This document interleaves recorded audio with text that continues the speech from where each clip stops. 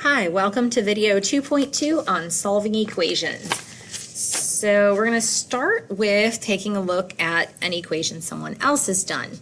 So hopefully you remember from last year that it is possible to check an equation. So Kirk was checking to see if his answer x equals 7 was a solution to this equation right here.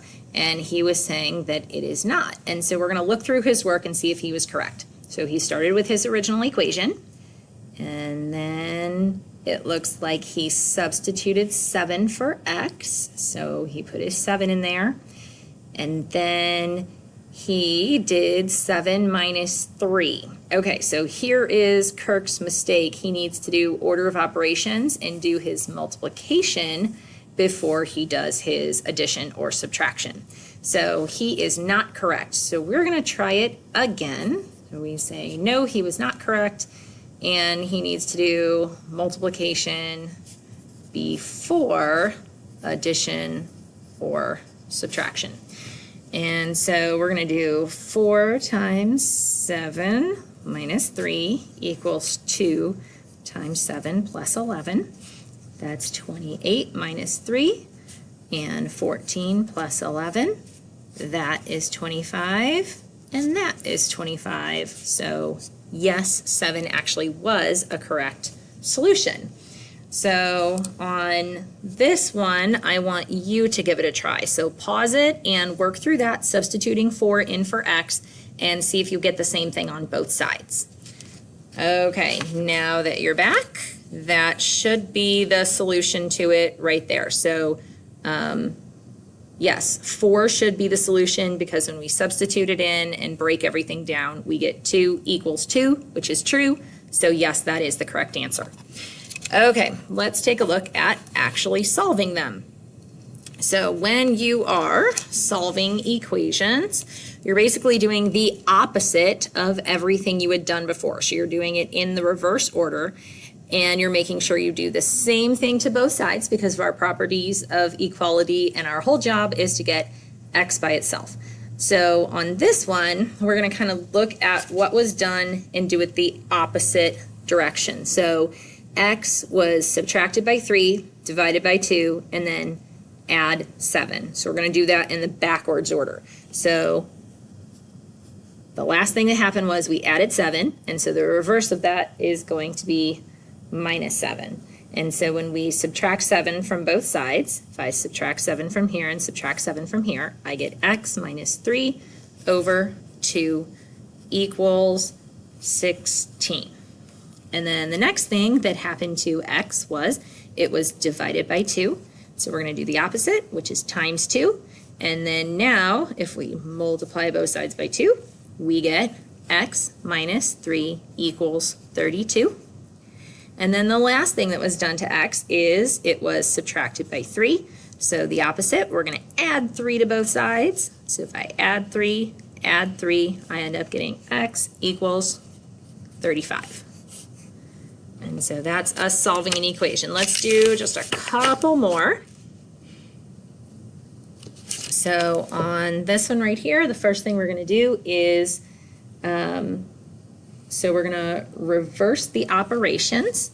So, and there's more than one way to do this. I'm just going to show you the way that I'm choosing to do it, which is reversing the operations. I'm going to subtract 8 first, and then I have negative 2, x minus 4 equals 2 minus 8 is negative 6. And then now it was multiplied by negative 2, so I'm going to divide by negative 2. And now I have x minus 4 equals negative 6 divided by negative 2 is positive 3. And then the next thing is it was subtracted by 4, so now we're going to add 4, and we get x equals 7.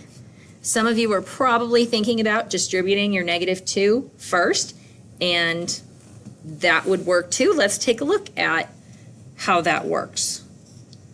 So if we distribute the negative 2 first, negative 2 times x is negative 2x. Negative 2 times negative 4 is positive 8 plus 8 equals 2.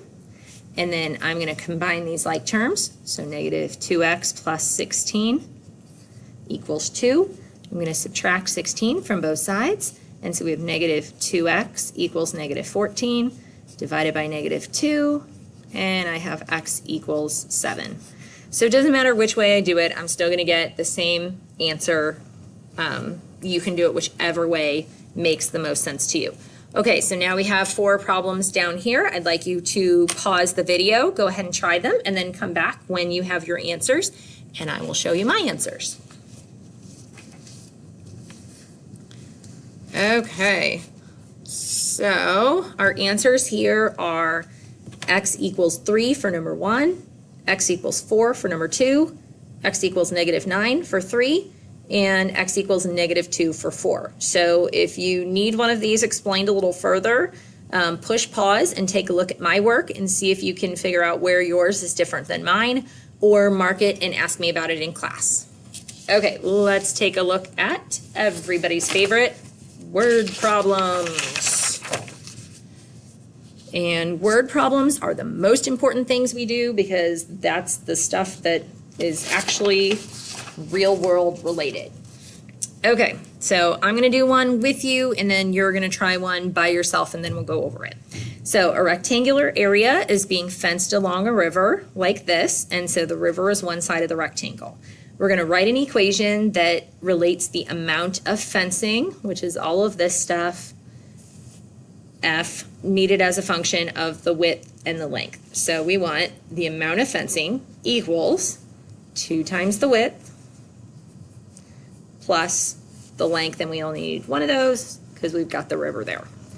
Okay, and then it says if W equals 12 and L equals 20, what's the value? So we've got F equals 2, and then our width is 12, plus 20 is the length. That's 24 plus 20, and we get 44, and that's going to be feet of fencing. All right, this one says we've got 40 yards of fencing available total. We want to devote 30 feet to the length, and we want to use this equation again, but with different circumstances. So instead of fencing, we're going to put 40 because we know that we have 40 total yards of fencing, and 2 times W, we don't know what W is, that's what we're trying to find, and we know that the length is 30. So now I just solve for W. I'm going to subtract 30 from both sides, and we have 10 equals 2W divided by 2, and so we have the width is 5 feet. And that's it. Okay, I want you to read the one at the bottom for the bundles of tiles. Pause the video, give it a try, and then come back and see how you did. Okay, so here is the answer for this one.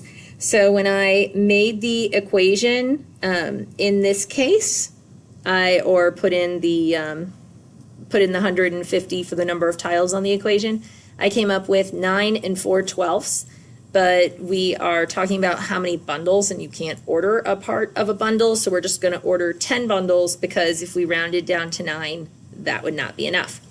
On B down here, if we want to keep 30 tiles in stock at all times, then we're going to have to buy 2 extra bundles because we need 22 more tiles, and the